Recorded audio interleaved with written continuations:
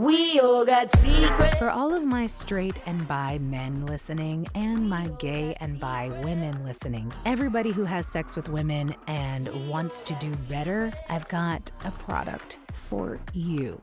Have you heard of Kenneth Play? He is an Adonis of a man, and he has put together a video course teaching others how to please women the way only he knows how. I have personally had the pleasure of spending an intimate evening with Kenneth.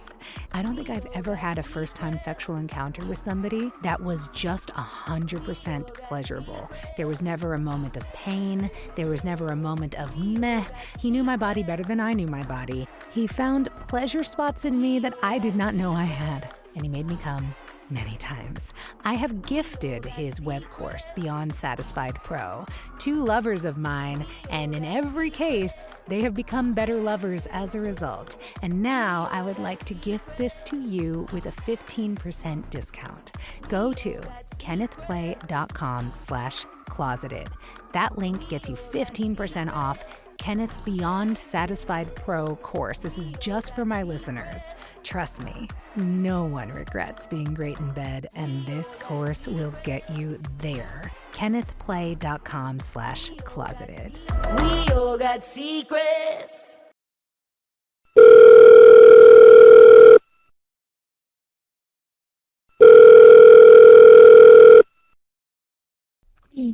Hello. Hi. Okay. So we both grew up on a military base, right? So like in your experience of the military, how many military marrieds are cheating? So many. So many. Did you know that all of them are risking going to jail and being dishonorably discharged? What are you talking about? I'm talking about the fact that in the military, it's a crime to literally cheat on your spouse. And on top of that, it's also a crime to be consensually non-monogamous. Because you're still technically cheating. According to the Military Uniform Code of Military... this is such a long word. The Code of Uniform Military, Justice Code Uniform Military... That thing. According to that thing, the military law, it doesn't matter if your spouse said, babe, you got a hall pass. Go get it. You could still go to jail. Yeah, I already knew that, though. Do you agree with this policy, Holly? Why would I agree with this policy? I mean, should you cheat? No. Should it be illegal? No. If you could sit down with the people who make these rules and give them a piece of your mind, what would you say? So many things. Say a few of them right now. I mean, I would think that I would just tell them that I don't think that it should be illegal.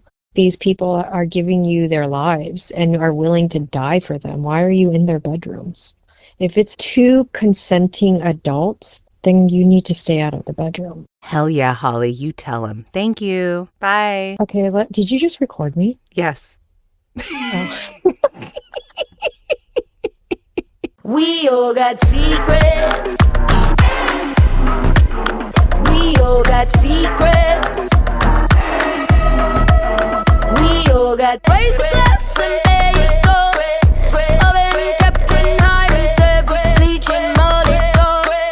Oven kept we all got secrets. From Kurtco Media, I'm Sammy Amounts, and this is Closet Ed. Welcome back, Pine Cones. So, this episode hits real close to home for me. Quick content warning, this episode is super sexually explicit with graphic and joyful depictions of sexual acts. Listen with care. My guests this week are Connor and Willow, a married military couple with a surprising secret.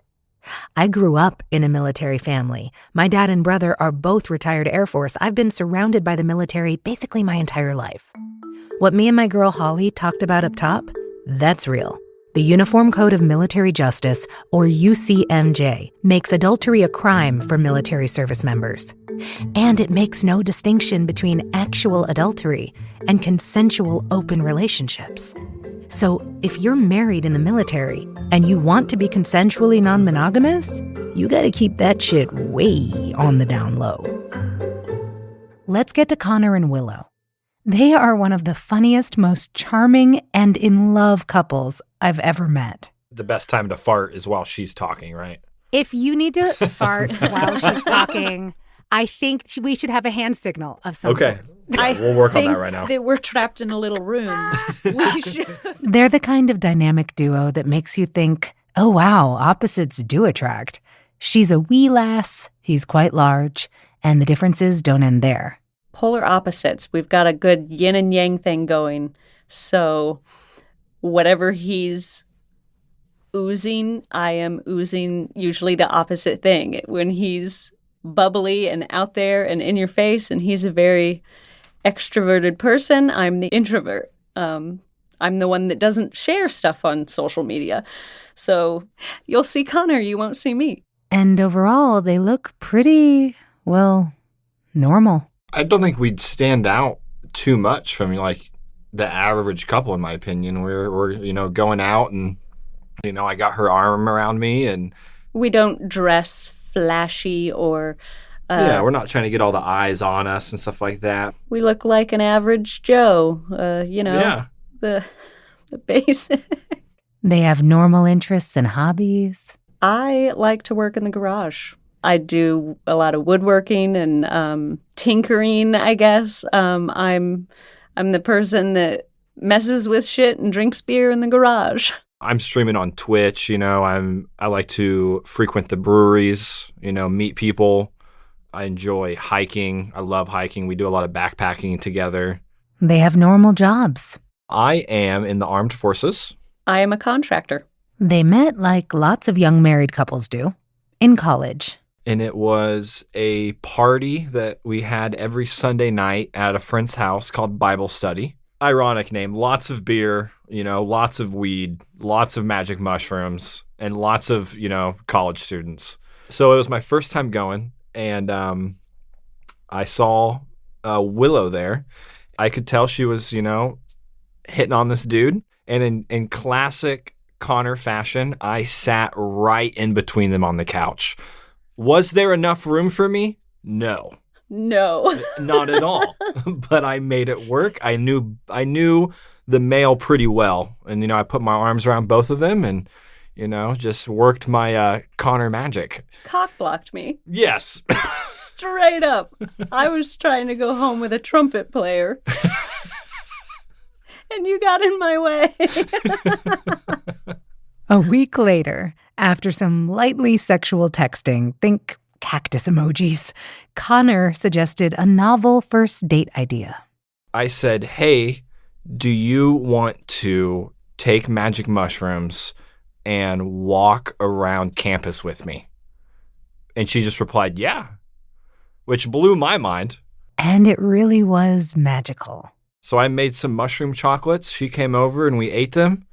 And we went over and walked around campus, found ourselves in some buildings. She was playing the harp. I was playing on the piano. We were crying. Didn't know why, of course, at the time. It was a really fun first date. Yeah, it was. One for the books. But it wasn't like either of them was looking to get married anytime soon. We both approached this as pure fun. We weren't there looking for a serious partner. We just stumbled upon each other and just kept hanging out. We were like, okay, I'm going to enjoy your company while I'm here, and we'll just be fuck buddies, and then we'll go our separate ways. Yeah, that was the plan, because you were about to head to Germany for a while, and then I was about to start my military career, and I didn't know where I was going to go. So we're like, yo, let's fuck like jackrabbits for 6 months and then never talk again. Yeah. Yeah. So we approached this with no intention of it being long-term. We just were like, you know what? I like you. I like your presence. I'm going to hang out with you while I can and then say bye. Yeah, that was the plan. That was the plan. So what went wrong? What went wrong? Man, the sex was really good. Oh, yeah. Oh, yeah. And it was more than just amazing sex. Connor and I are both spiritually on the same wavelength. Everything spiritually kind of just clicked. We balance each other out really well. But the clock was ticking on their time together from the start. We had about 3 months together before we were going to be going our separate ways. They were supposed to be fuck buddies, but they fell in love. And then Willow went off to Germany, and Connor shipped off to basic training. It's actually really cool because she could write me letters.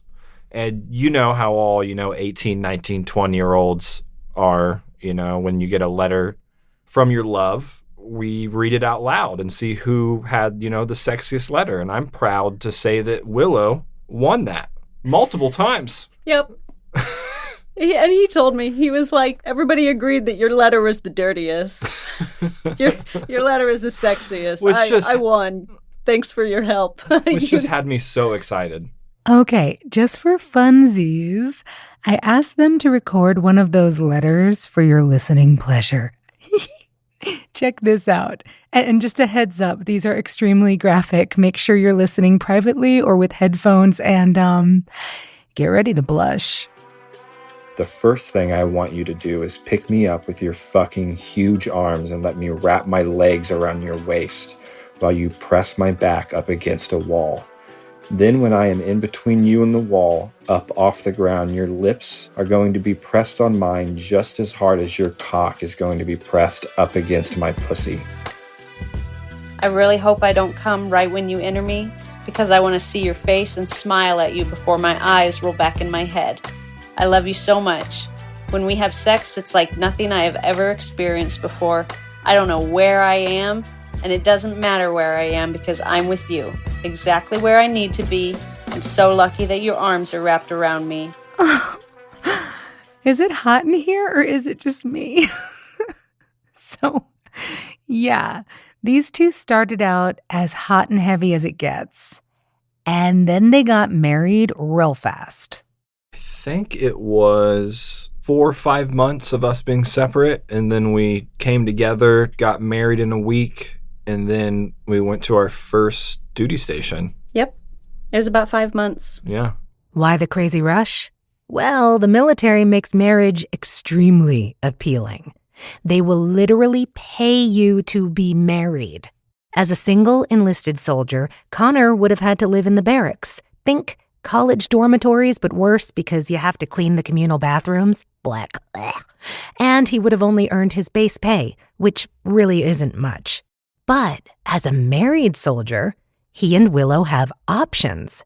They can live in on-base single-family housing or off-base in housing of their choice. And the military gives them an extra amount of tax-free money each month to pay rent or a mortgage. It's a sweet deal. On the flip side, the military makes it really hard to have a relationship as an enlisted soldier that isn't marriage. There are curfews when living in the barracks. Weekend visits are hard. If you get stationed somewhere else, no one cares if you have a significant other you'd like to consider. You have to be married to get benefits. So, people get married. It just makes sense. But money and benefits of the military, whatever, aside, our decision, we had to look at each other. We're finally back together after 5 months of being separated, and we're like, okay, are we going to be separated again? How long? Forever? It was easy. There wasn't even really a conversation about it. We just knew that we didn't want to lose each other. It wasn't, some hard decision to be like, oh my gosh, should I marry this guy that, I really was only with for 3 months? We knew what would happen if we didn't get married, and it was like we knew that we'd do it. We just weren't going to let it happen. Yeah. So far, all of this is pretty normal. Even how quickly they got hitched is super common for military couples. But there's one thing about Connor and Willow that isn't considered normal and that you'd never guess if you knew them casually. And that is, we enjoy having sex with other people. And sharing and forming relationships with other people. Connor and Willow's closet is the military oath of enlistment. More after the break.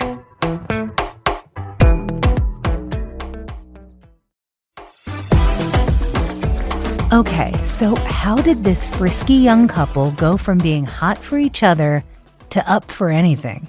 We started monogamous. Yeah, we definitely started monogamous. And then at my first duty station, we basically met this couple that we both enjoyed hanging out with.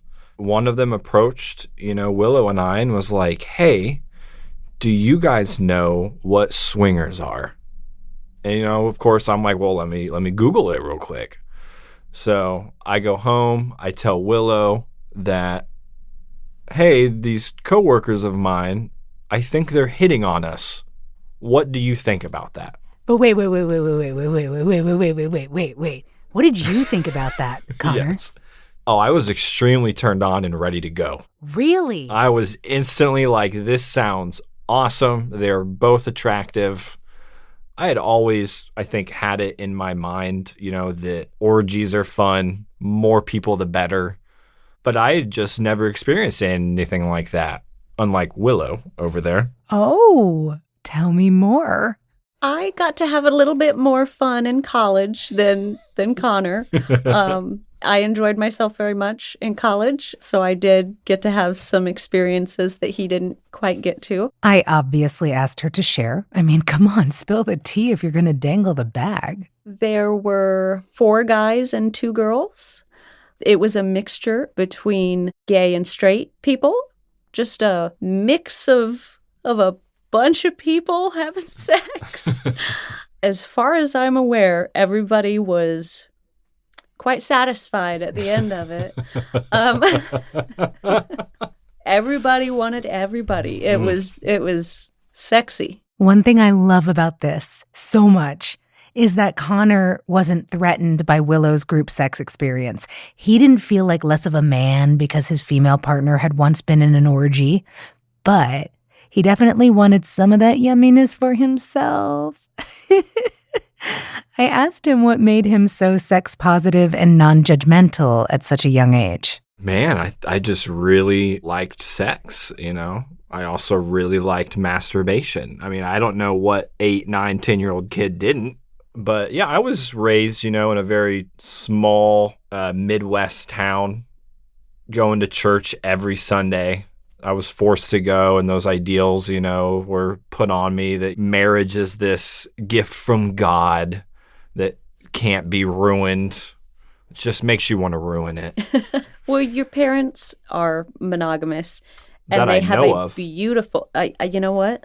That's true that you know of. But they have a beautiful marriage. They do, and they, not that they're insanely physical, but they are not timid about showing their love to each other. So you were definitely able to see love growing up. Correct. You know what I mean? Yeah. And my parents are also, as I've gotten older too, they're very open. I'll never forget the time when my mom FaceTimed Willow.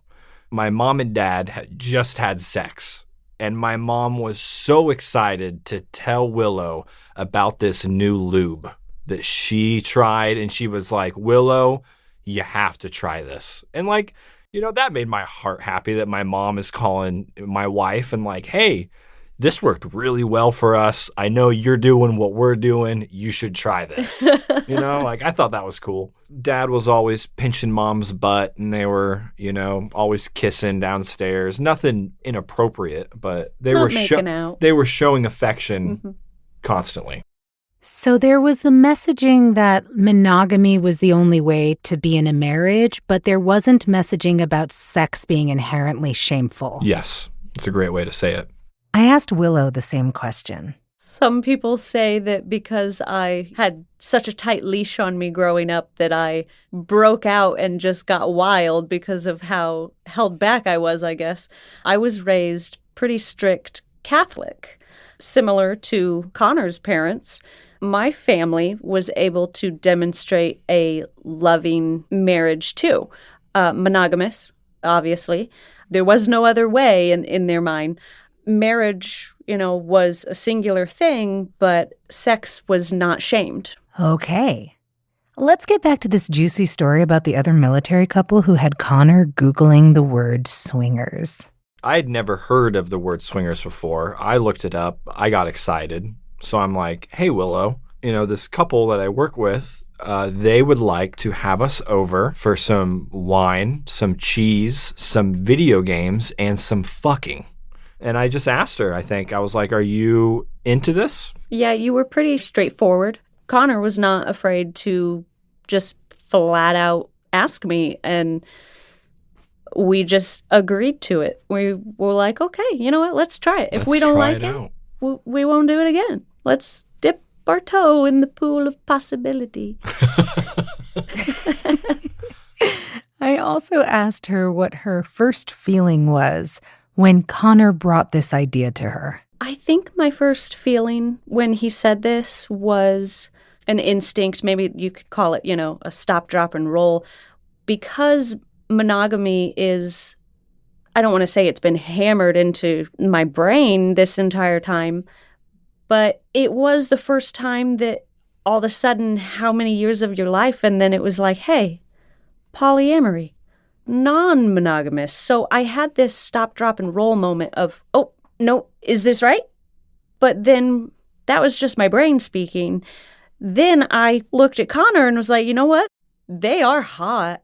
They're definitely sexy people. We could consider this. So then we continued to talk about it and it ended up agreeing.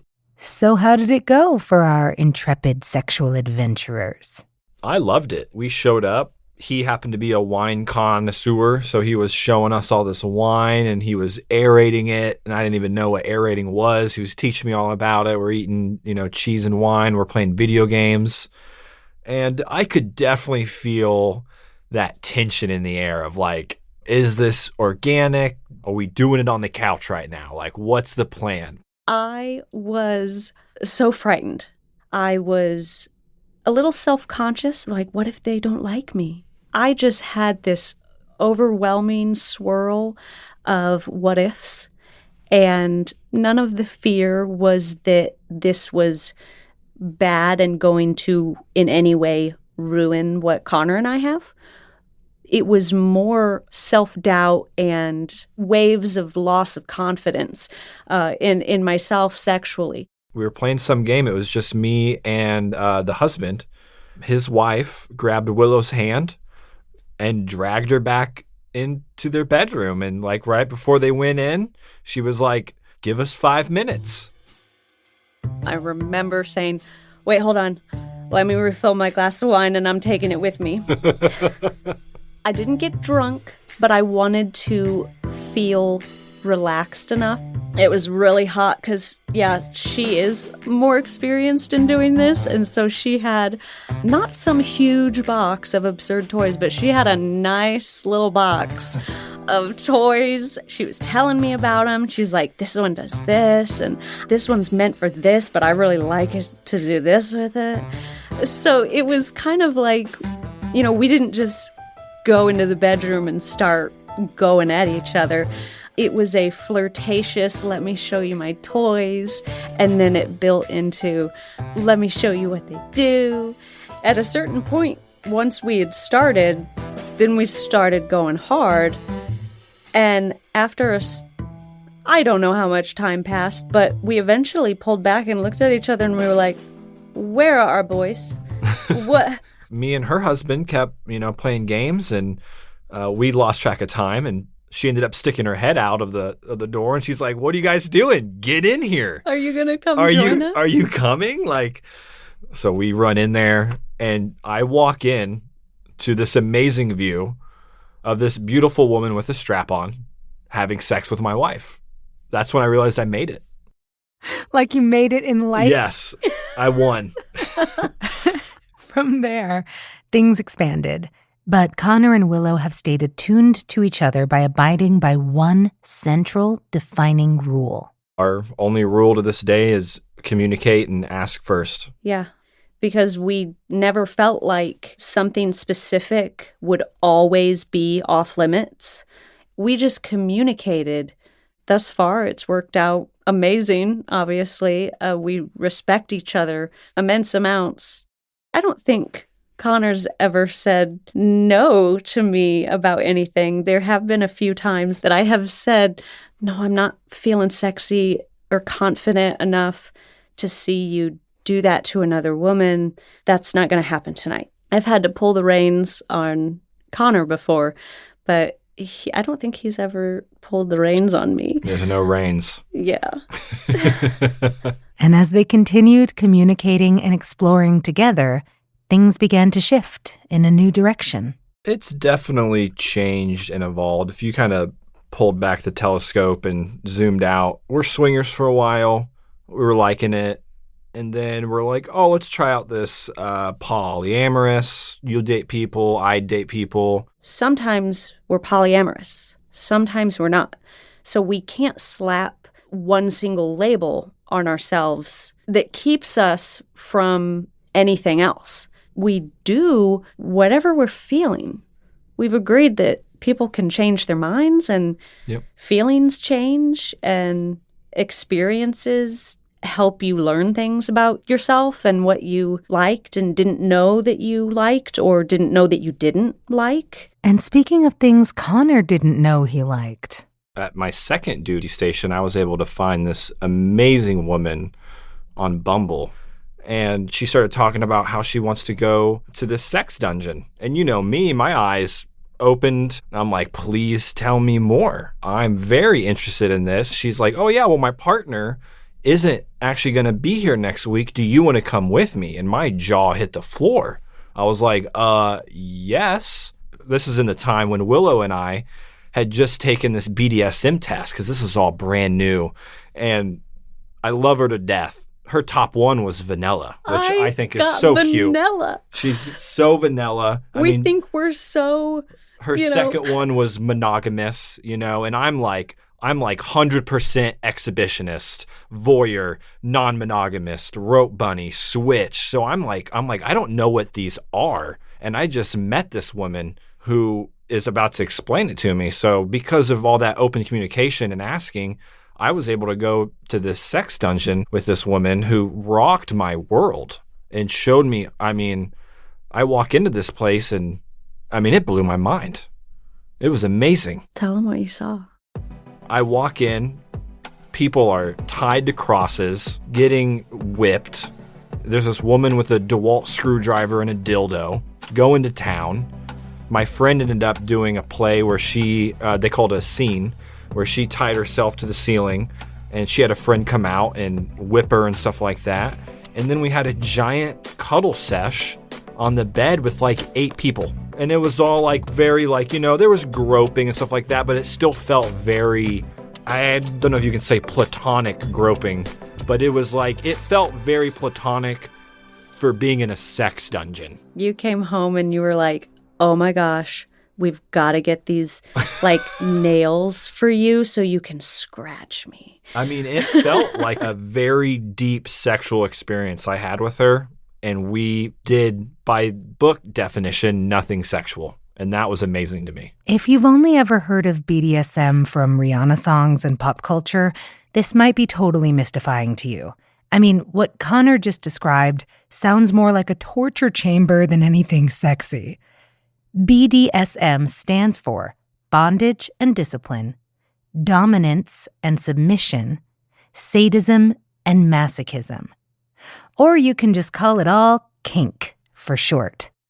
And for a lot of people, it's a path to healing and sexual satisfaction that they can't find anywhere else. Yeah, what I've learned is a lot of the time people in the kink community are dealing with some type of trauma, whether it's happened recently or it's happened earlier in their life.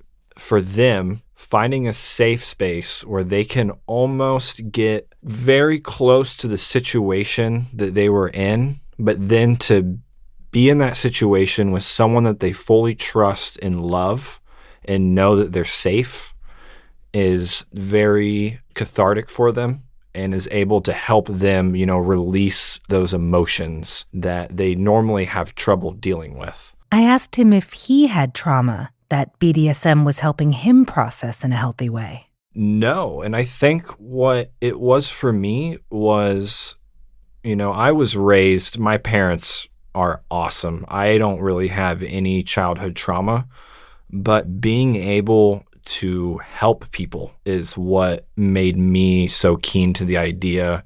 It felt amazing to be able to get someone into that state of being and then to hold them afterwards and care for them and let them know that, that's not going to happen again. That was under a very controlled setting, and it just makes me feel good. Beyond the opportunity to provide those processing trauma with some real catharsis and care, Connor also just loved the extreme experiences it exposed him to. Man, in the moment, the pain, my favorite device she used, it was called like a witch stick. And man, that thing hurt. She would just bam, and it would like lines up and down my arm, and like I'm yelping, I'm hollering, but I loved it. It was like something that I'm not used to feeling, but I enjoyed the instant sting, the fleeting pain, and then the anticipation that it was about to happen again. And the power dynamic, I imagine. Yeah, and that's something that I realized that I loved, because I feel like I'm married to the cutest little subby girl that I've ever met in my life, who I don't think she could dom me if she tried. And I would love to watch it. That'd be fun. So then, meeting this woman who was like, she'd beat the shit out of me. She is like dommy mommy. And I had never experienced anything like that in my life. So to be able to me, as this, 6-foot man, to just be able to let go and be like, you're in charge, do what you will, just do it. Like, that felt very freeing to me. As things developed, Connor eventually found someone who struck a deeper emotional chord with him. He developed feelings, and that hasn't always been easy for Willow to process. The thing that I'm jealous about what Connor is able to find more easily than myself is I can easily find men and women who want to have sex, who just want to fuck me. And Connor's been able to find women who aren't in it just for the sex, and he builds relationships with them, and he has friendships with them, and they're not only flirty and sexual, but they're two good people enjoying each other.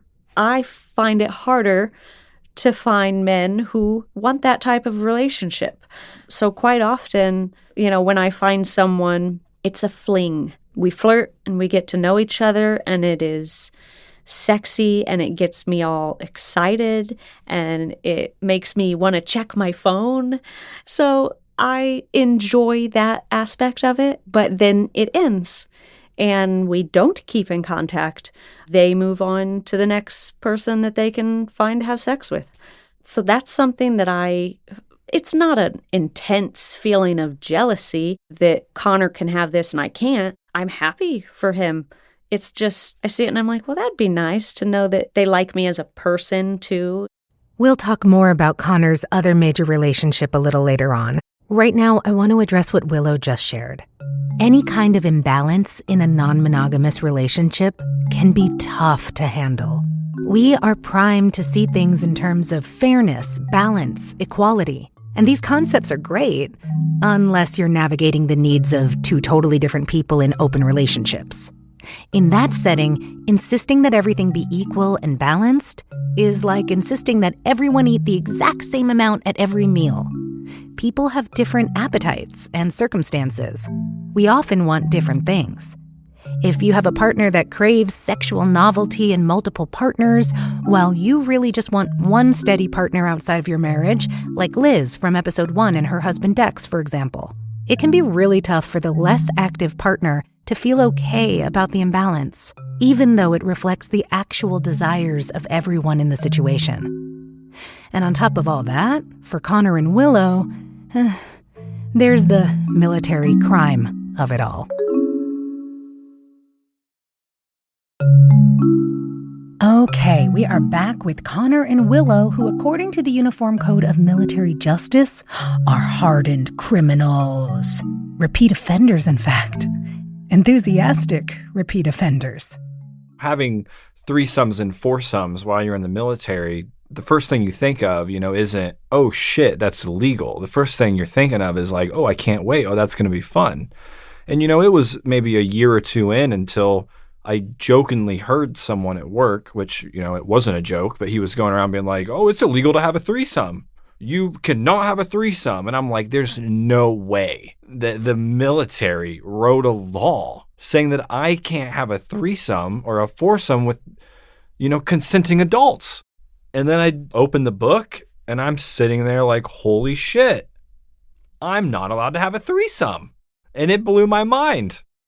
Now it's like, holy shit, I can't really be myself. I can't tell people these fun escapades that we do out of fear that someone who doesn't like me or someone that just views that so morally wrong that they have to tell my commander what I'm doing at my home with consenting adults, and then I end up being chaptered out of the military because I didn't follow their rules. What does it mean to be chaptered out of the military? It's basically the military forcing you out of the military. They're saying, hey, you cannot adapt. You cannot follow our rules.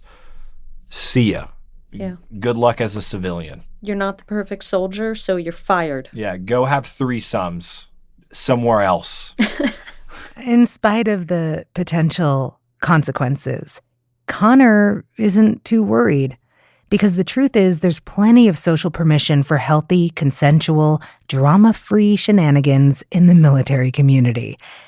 They just don't talk about it. The way the military works is you meet people and you become open with people and you realize that, there's a lot of people that are like me and Willow.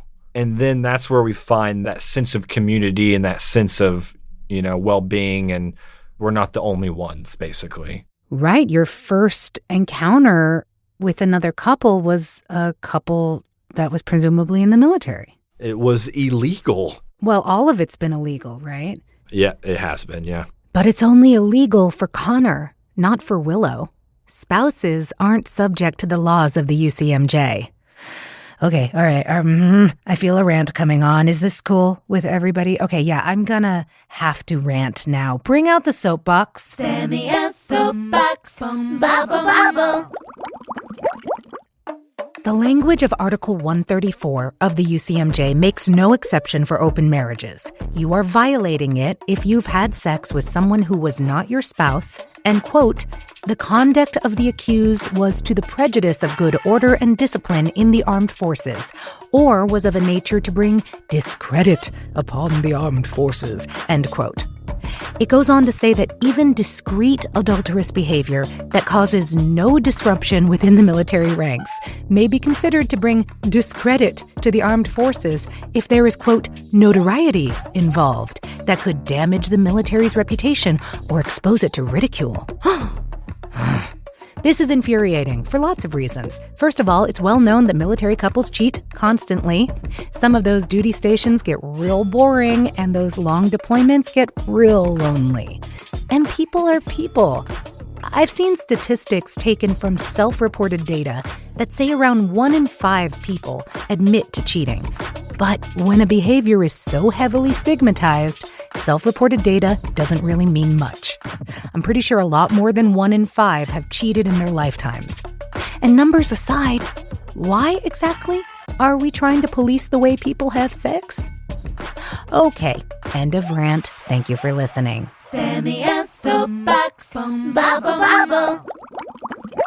Connor and Willow are lucky to have supportive, loving families and friends. But that doesn't mean everybody in their life knows what their relationship is really like. Most of my close friends are aware. I'm not the type of person that's going to hide behind this fake shell because I'm in the military. I'm still going to be me. And I do not have people in my life that know. Which is kind of backwards how it should be, I'm the one that needs to keep my mouth shut, but here I am. And what about your families? I think one of my brothers knows that we dabble around. Oh, you know what? My sister knows. My sister, a couple months ago, I was so happy when she came to me to let her big brother know that she had her first foursome. And I thought that was so cute. Her and her boyfriend, had a little fling with another couple, and she wanted to let me know. You are very close with your siblings, and they are awesome. And I'm lucky to have married into a family that I actually like. But you get comfortable enough to make jokes and a little winky winky. Yeah, for sure. And we all laugh. There's no judgment whether they take it serious or they probably do because they know their brother well enough. Definitely hinting. Yeah, you share and you laugh and you joke, and me, not so much. Definitely not. Yeah, I feel like I'd be a little mortified if the in-laws knew what I was doing with their baby girl. How do you think your Catholic parents would react? I think that they would be disappointed, but not angry. Yeah. I think they would say, you know what?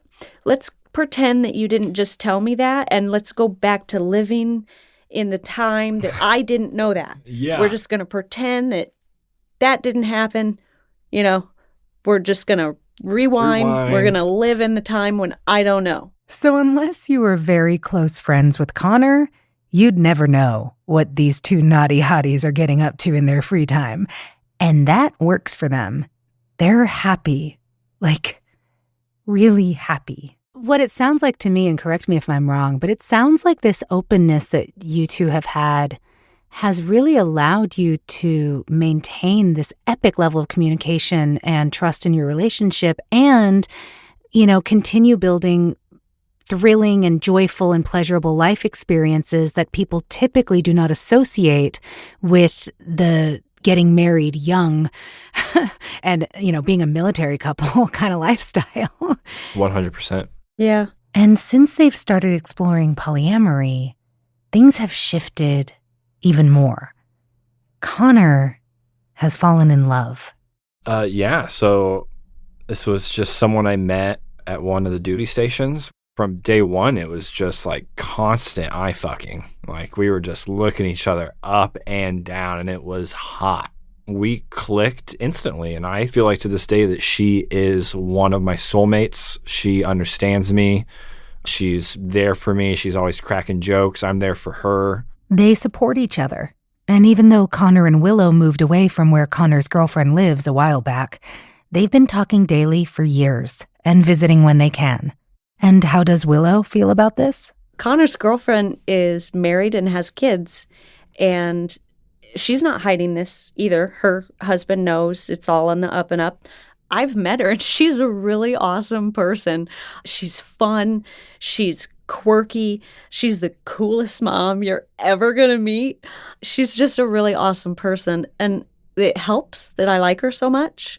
If I did not like her, I have a feeling that I would have put my foot down eventually. I don't feel threatened by this woman. I know deep down that I'm his number one. I don't want to say, I rank higher than her. I just know that he's not going to run away with this woman. I really like her. She's really cute. I really like her too. And I also trust her. So that's the big thing. Even with the fluid, open way Willow and Connor communicate, there have still been times when lines got crossed and feelings got hurt. I will say there was one conversation that I said, nope, you know what? I don't like hearing that. I don't feel comfortable that you guys had that conversation, so I don't want you guys talking about that. We were fantasizing. Yeah, you were fantasizing about what if I didn't have a husband? What if I didn't have a wife? What if we could run away together? And that was the one thing that I said, no, don't run away with that. Don't let that snowball.